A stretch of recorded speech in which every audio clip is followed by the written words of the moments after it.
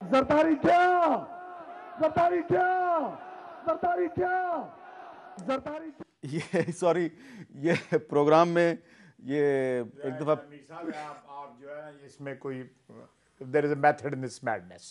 اچھا یہ دوبارہ جو چلا دیا یہ پروڈیوسر کی غلطی بھی ہو سکتی ہے، لیکن یہ ٹھیک ہے، زرداری کیا. لیکن اپنا قائرہ صاحب، اب میں نے سوال آپ سے کچھ یہ کرنا ہے کہ لوگ جو ہیں وہ اور بھی باتیں پوچھ رہے ہیں، اور بھی سوالات ہیں. ٹھیک ہے، زرداری گیا لیکن زرداری تو واپس آ گیا. اب سوال یہ ہے، زرداری صاحب واپس آ گئے، گیس کب واپس آئے گی؟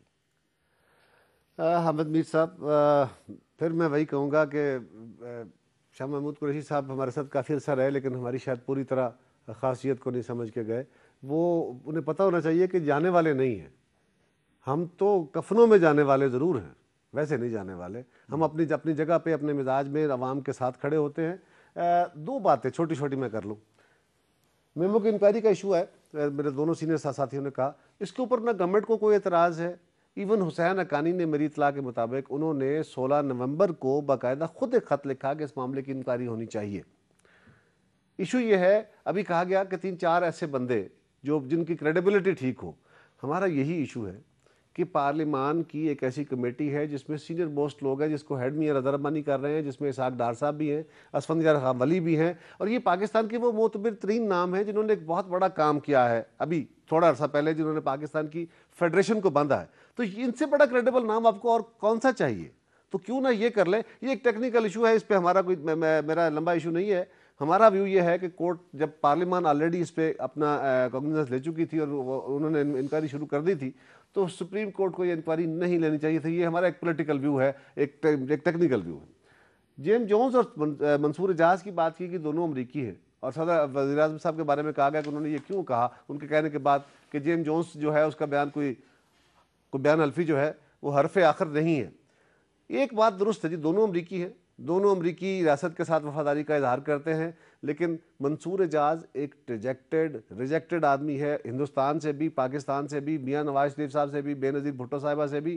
ان سب کے ساتھ اس نے اپنے دور میں مطلب ان کے بارے میں پروپیگنڈا کرنے کی اس وقت کوشش تو کی. پاکستانی میڈیا کا ہیرو ہے وہ. آپ کا ڈارلنگ بن گیا ہے، پتہ نہیں کیوں، اور کچھ اور لوگوں کا بھی ڈارلنگ بن گیا آج کل، وہ بڑا معتبر ہو گیا ہے. تو ایک ایسا شخص جو ڈسکریڈیٹڈ ہے، اس کے مقابلے میں ایک امریکی عہدیدار ہے جس کی کریڈیبلٹی جنرلی یہ ہے کہ وہ امریکہ کا نیشنل سیکورٹی ایڈوائزر رہا ہے، ایک ذمہ دار عہدے پہ رہا ہے. اس کے بارے میں اگر یہ بات کہی جاتی ہے کہ ایک ایسے بندے کی بات جو ڈسکریڈیٹڈ ہے اس کو آپ سن رہے ہیں، اور اس کے مقابلے میں ان کا ایک سابقہ سیکورٹی ایڈوائزر ہے وہ کہہ رہا ہے، تو اس کی بات میں وزن ہوتا ہے. یہ جنرلی میں بات اب میرا سوال دوبارہ دیکھیں، اس میمو گیٹ سکینڈل کی وجہ سے کچھ بہت سے اہم ایشوز جو ہیں وہ پس منظر میں چلے گئے ہیں، بیک گراؤنڈ میں چلے گئے ہیں.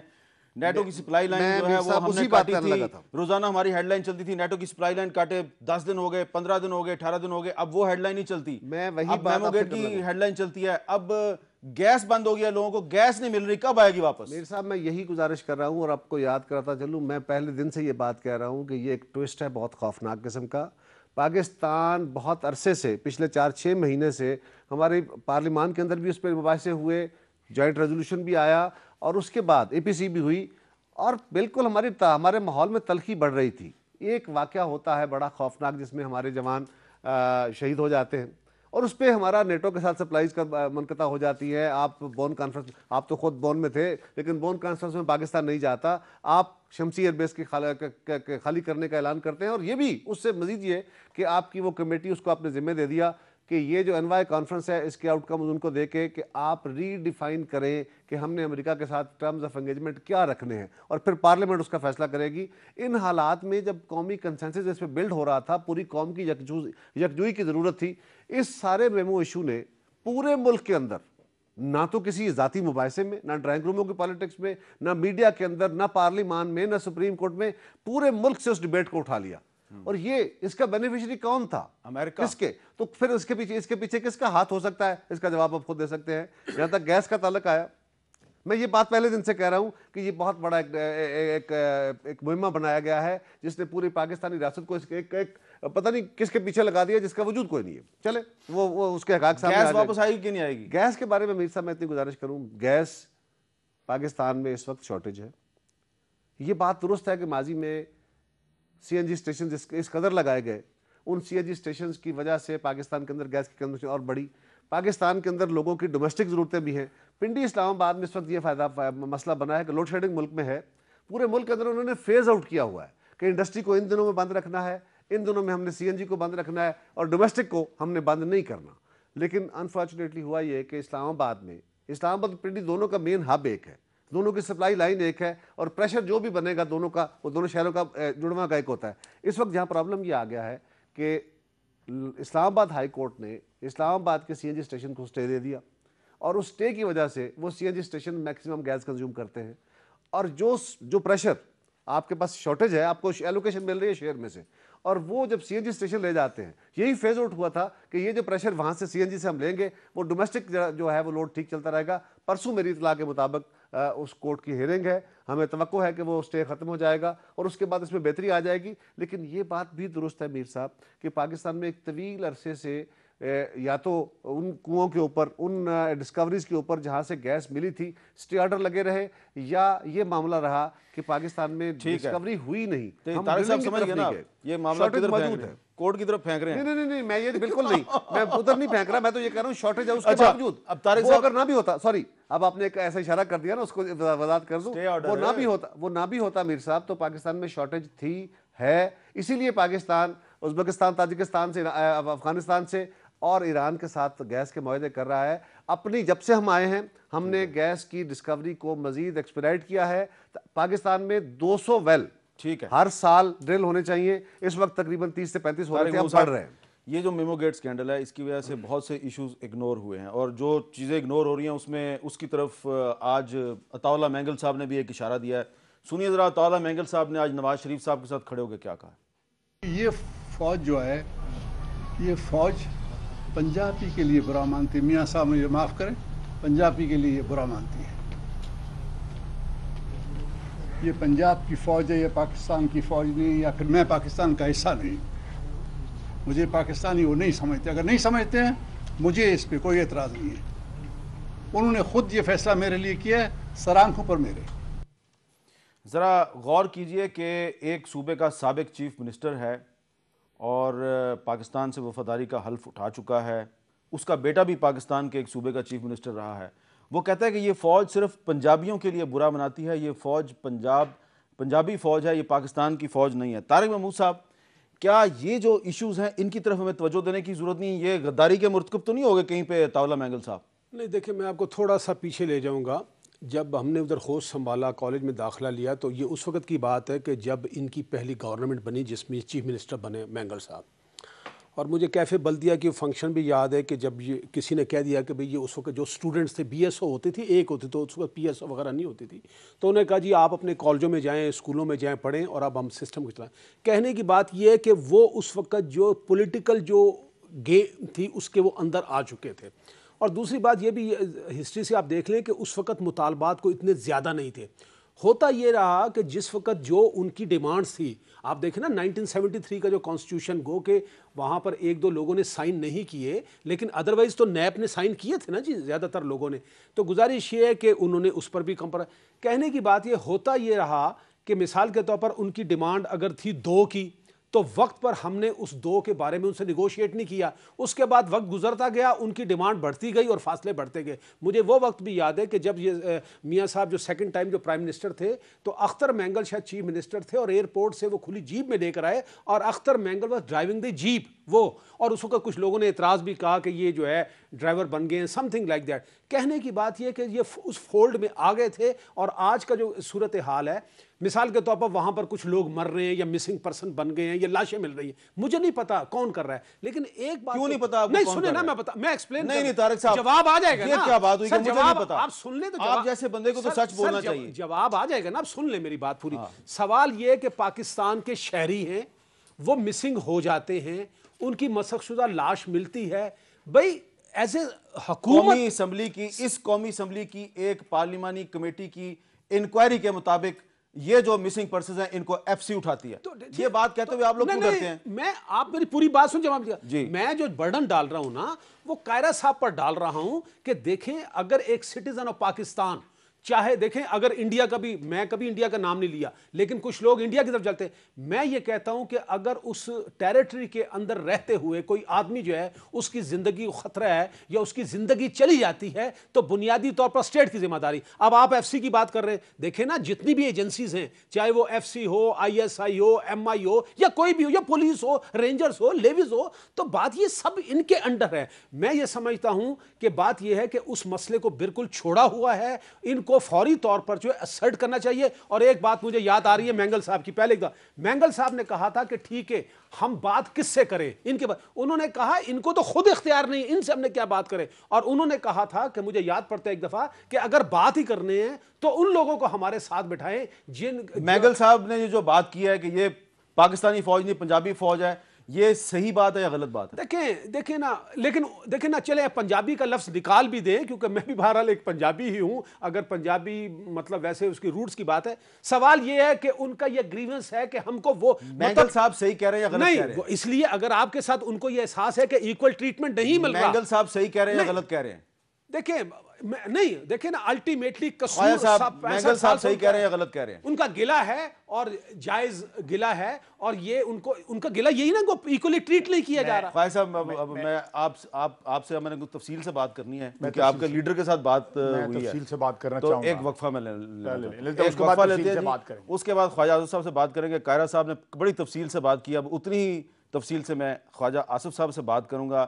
کیا عطاء اللہ مینگل درست فرما رہے ہیں یا غلط فرما رہے ہیں؟ اگر غلط فرما رہے ہیں تو یہ غدار ہیں, ان کے خلاف غداری کا مقدمہ چلائیں, اور اگر یہ درست فرما رہے ہیں تو پھر جن کی طرف ان کا اشارہ ہے, سوال یہ ہے کہ کیا وہ تو غدار نہیں؟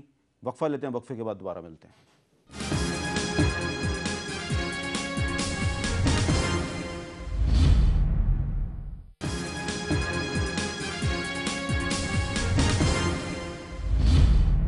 وقفے سے پہلے ہم بلوچستان کے سابق وزیر اعلیٰ سردار عطاء اللہ مینگل کے اس بیان پر گفتگو کر رہے تھے. انہوں نے کہا کہ یہ پاکستانی فوج نہیں پنجابی فوج ہے. کیوں کہا انہوں نے؟ خواجہ صاحب کیا وہ صحیح کہتے ہیں؟ ہماری تاریخ ثابت کرتی ہے میر صاحب کہ وہ صحیح کہتے ہیں. یہ پنجابی فوج ہے؟ بالکل 100% وہ صحیح کہتے ہیں. آپ نے 50 کی دہائی میں فوج کشی کی بلوچستان پہ, آپ نے 60 کی دہائی میں فوج کشی کی بلوچستان پہ, آپ نے 70 کی دہائی میں فوج کشی کی بلوچستان میں, اور لو انٹینسٹی فوج کشی جو ہے وہاں ہر وقت جاری اور ساری رہی.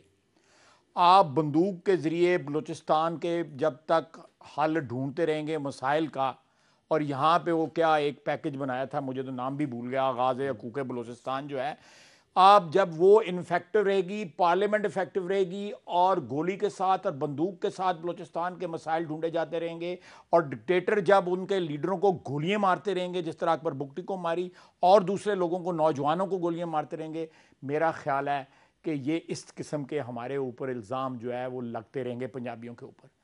اس لیے ہم اس سے دم نہیں چھڑا سکتے. ہماری تاریخ اس بات کی شہادت دیتی ہے کہ بلوچیوں کے ساتھ ناانصافی ہوئی, آج وہاں پہ پنجابیوں کے ساتھ بھی ہو رہی ہے, ہزارہ کے ساتھ بھی ہو رہی ہے, بالکل 100% ہو رہی ہے. لیکن اس کی بنیاد کس نے رکھی؟ ان کے ساتھ معاہدات کی خلاف ورزی کی گئی, ان کے ساتھ ان کی بلوچی گورنمنٹس کو جو ہے ڈسمس کیا گیا.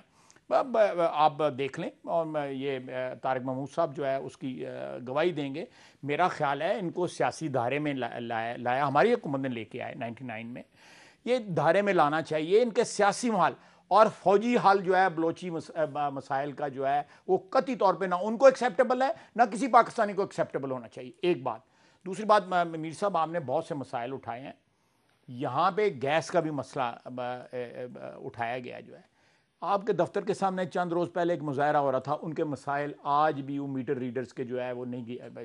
وہ خورشید شاہ صاحب نے وعدہ کیا تھا آپ سے, خورشید شاہ صاحب نے یہاں پہ وعدہ کیا تھا. دوسری بات یہ ہے کہ تمام فرٹیلائزر پلانٹس کی گیس بند ہوئی ہوئی ہے. فاطمہ فرٹیلائزر کو پرووائڈ کی جا رہی ہے کیونکہ فاطمہ فرٹیلائزر ملتان میں ہے.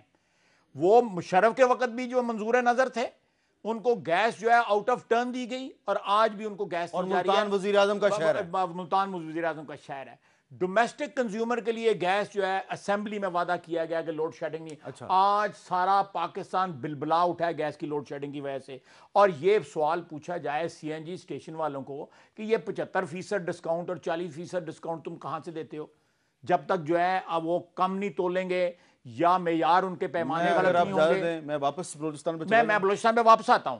دیکھیں یہ بھی ایک گیس بھی بلوچستان کا مسئلہ ہے جی. آج بھی زیارت کے اندر جو ہے درخت کاٹے جا رہے ہیں, وہاں پہ گیس نہیں ہے. اچھا, آج بھی اور جب بلوچیوں کی معدنیات سے آپ فائدہ اٹھاتے ہیں, ان کے ریسورسز سے فائدہ اٹھاتے ہیں, اور ان کو وہ ریسورسز تک ان کی پہنچ نہیں ہوتی, تو پھر اسی طرح کی زبان بولی جائیے. کسی کو گلہ نہیں ہونا چاہیے, کسی کو گلہ نہیں ہونا چاہیے. صاحب, خواجہ محمد آصف سردار عطا اللہ مینگل کی سٹیٹمنٹ سے اتفاق کرتے ہیں کہ یہ پاکستانی فوج نہیں, یہ پنجابی فوج ہے. آپ اتفاق کرتے ہیں؟ میر صاحب, میں سب پر چھوٹی سی گزارش کروں گا, ٹائم بڑا تھوڑا ہے آپ کے پاس. آپ گھمانا نہیں ہے آپ نے. میں بالکل نہیں گھماؤں گا, میں سٹیٹ کہہ رہا ہوں. دیکھیں نا جی, میرا ایک آرگومنٹ ہے پورا اس کے اوپر, میں لمبا نہیں کرتا. بات یہ ہے کہ ہماری حکومت نے آتے ہی, زرداری صاحب نے بلوچوں سے جب معافی مانگی تھی تو بیسیکلی اس بات کا اظہار تھا کہ آپ کے ساتھ زیادتیاں ہوتی رہی, ان کا قصور نہیں تھا. اسی طرح اس کے بعد فوری طور پہ ہم نے آغاز حقوق بلوچستان بھی کیا, اور میں اس پارلیمان کو, اس موجودہ سیاسی نظام کو سلام کرتا ہوں. اب کہا جاتا ہے کہ اس پارلیمان نے کیا دیا لوگوں کو, یہ ہے وہ جو دیا ہے. اس لیے کہ اگر آپ اگر آپ ان کو 18ویں ترمیم میں وہ ان کے مطالبات جو مینگل صاحب کے بھی تھے, جو بگٹی صاحب کے بھی تھے, وہ پروونشل اٹانومی, وہ ایسٹس کے اوپر ان کا حق, وہ این ایف سی کے ذریعے وسائل کی پراپر تقسیم, یہ وہ چیزیں تھیں. اگر آپ نے, لیکن اس کا مطلب یہ نہیں ہے کہ پرانے سارے زخم دھل گئے. اگر آپ کو بلوچی یہ کہہ رہے ہیں کہ ہمیں نوکری میں حصہ نہیں ملتا, تو وزیر اعظم صاحب نے ان کے لیے خاص پیکج دیا کہ آپ کی پروونشل گورنمنٹ کو نوکریاں نکال کے فیڈرل میں لائیں گے. ختم ہو گیا. طارق محمود صاحب, جناب خواجہ محمد آصف صاحب, چلتے چلتے میں آپ کو یہ بھی بتا دوں کہ عطا اللہ مینگل صاحب جو ہیں, انہیں لاہور گئے ہوئے کئی سال ہو گئے ہیں, 40 سال سے بھی زیادہ عرصہ گزر چکا ہے. جب ان کو ڈسمس کیا گیا تھا اور اس کے بعد بلوچستان میں فوجی آپریشن ہوا تھا, تو انہوں نے لاہور کا بائیکاٹ کر دیا تھا, وہ پنجاب نہیں جاتے. خواجہ آصف صاحب اور ان کے لیڈر نواز شریف صاحب ان کے پاس چل کے گئے, بہت اچھا کیا, لیکن انہیں چاہیے کہ عطا اللہ مینگل صاحب کو لاہور تو لے کے آئیں, تاکہ عطا اللہ مینگل صاحب کو یہ احساس ہو کہ ٹھیک ہے, ایک ادارے کے ساتھ ان کا شکوہ ہے, اس ادارے نے ان کے ساتھ جو زیادتیاں کی ہیں ان زیادتیوں کا اعتراف کر لیا. خواجہ آصف صاحب نے, انہوں نے بمانگ دوحل کہا ہے کہ یہ پاکستانی فوج نہیں, یہ پنجابی فوج ہے. بڑی ہمت کی بات ہے, خواجہ آصف نے یہ بات جو ہے یہ یہاں آپ کے سامنے کہہ دی ہے.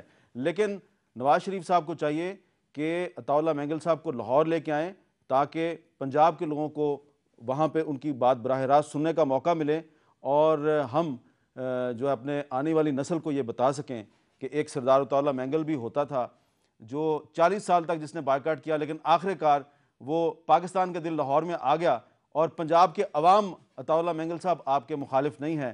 ٹھیک ہے, چند جرنیلوں کے ساتھ آپ کا شکوہ شکایت انہوں نے آپ کے ساتھ زیادتی کی ہے, لیکن یقین کیجئے کہ پنجاب کے عوام آپ کو غدار نہیں سمجھتے. ہم آپ کے ساتھ ہیں. اجازت دیجیے, اللہ حافظ.